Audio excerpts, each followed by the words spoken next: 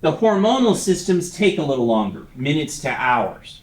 Okay, so they're a little slower, but the hormonal systems can do things that the nervous system can't. In particular, alter plasma volume. Okay, so here we're going to start here, normal homeostasis.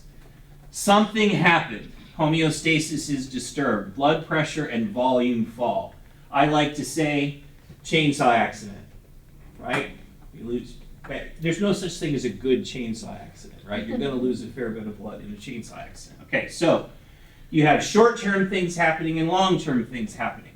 You lost a bunch of blood. Well, if you lose a bunch of blood, your venous return is going to drop, your EDV is going to drop, your cardiac output is going to drop, and then your blood pressure is going to drop, right?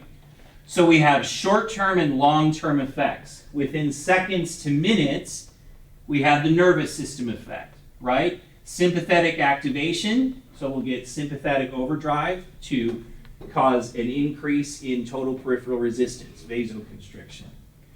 The adrenal glands are going to release epi and norepi, right? So we're going to get those effects as well. So the nervous system is stimulating and the adrenal glands are functioning. That's going to increase cardiac output, acceleratory, right? Increase heart rate, increase contractility.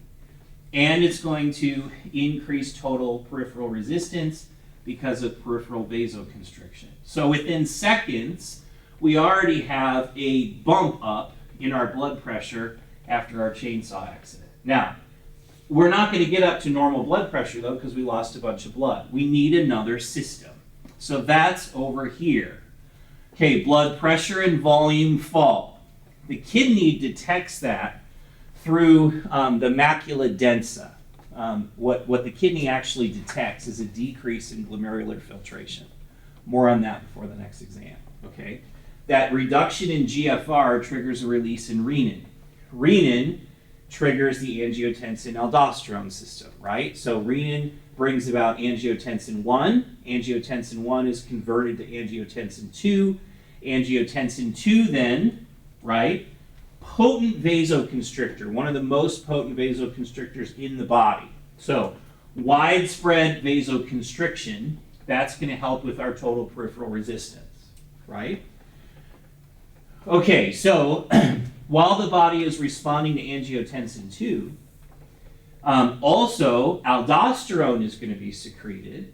So that's going to cause kidney retention of sodium and therefore retention of water. If we just lost a bunch of blood, we don't want to make a bunch of urine, right? Because we want to hold on to the fluid that we have. So aldosterone helps to keep the fluid in, and then antidiuretic hormone makes us thirsty and makes our urine output shrink even more. So ADH not only gets us to add fluid by drinking, but it keeps us from releasing it as well. All right? So all of those come about from the renin-angiotensin-aldosterone system.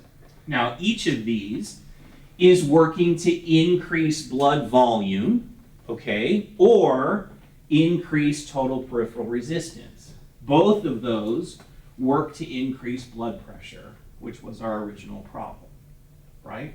So we've come all the way around. Now, the last piece to our chainsaw puzzle is we did lose a bunch of red cells too, right? The red cells are the oxygen carriers. So at some point, we're going to have to make more of those to replace the ones that were lost. Well, when the kidney detects a reduction in oxygen carrying capacity, its response is to release erythropoietin. Erythropoietin stimulates the bone marrow, as we learned in PATH, to produce red cells. So the reduction in plasma, in blood volume, and the pressure reduction reduces oxygen carrying capacity, which stimulates EPO, which causes an increase in red blood cell formation, and that also adds to the blood volume, right?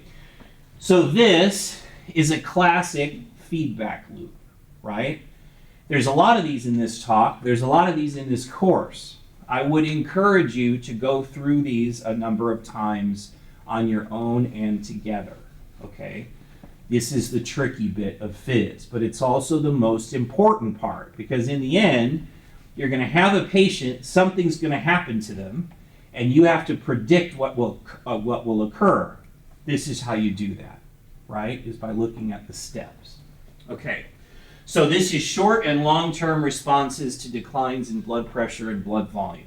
This is the most common scenario, right? It's very easy in our Earth world to lose fluid.